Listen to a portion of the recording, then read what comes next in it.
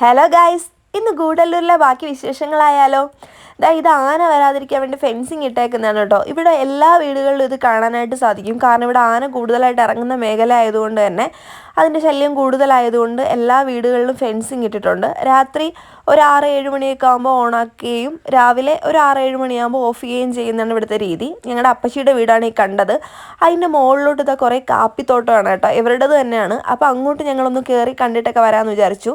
പക്ഷേ ഇപ്പോൾ ആന ഇറങ്ങുന്ന സമയമാണ്, സൂക്ഷിച്ച് പോകണമെന്നുള്ള മുന്നറിയിപ്പൊക്കെ തന്നാട്ടോ വിടുന്നത്.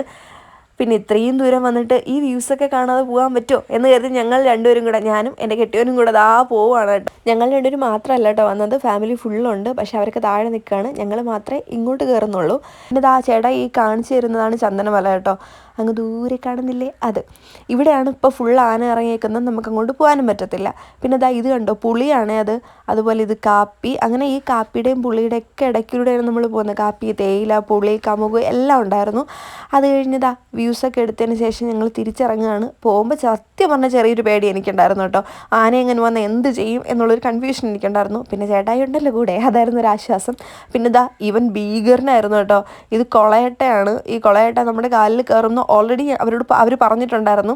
അതുകൊണ്ട് തന്നെ ഞാൻ പോകുന്നതിന് മുന്നേ തന്നെ കാലിൽ സാനിറ്റൈസർ അടിച്ചിട്ടാണ് പോയത്. അതുകൊണ്ട് തന്നെ എൻ്റെ കാലിൽ കയറിയില്ല. ചേട്ടായി പിന്നെ സാനിറ്റൈസർ കൂടെ കൊണ്ടുവന്നത് കൊണ്ട് തന്നെ അട്ട കണ്ടപ്പോൾ ഇതുപോലെ സാനിറ്റൈസർ അടിച്ചു. 1-2 അടി അടിക്കുമ്പോൾ തന്നെ അതങ്ങ് പൊക്കോളും കേട്ടോ. വേറെ ഉപദ്രവകാരിയൊന്നും അല്ല. കണ്ടില്ലേ, 2-3 അടി അടിക്കുമ്പോൾ അതങ്ങ് താനേ പൊക്കോളും. എന്തായാലും നിങ്ങളും ഇങ്ങനെയൊക്കെ യാത്ര ചെയ്യുമ്പോൾ സാനിറ്റൈസർ കൂടെ കൊണ്ടുപോകണം കേട്ടോ. ഇതിൻ്റെ ബാലൻസ് വീഡിയോ അടുത്ത പാർട്ടിലിടാം കേട്ടോ. എന്തായാലും കാണുന്നവരൊന്ന് സബ്സ്ക്രൈബ് ചെയ്തേക്കണേ. Okay, by.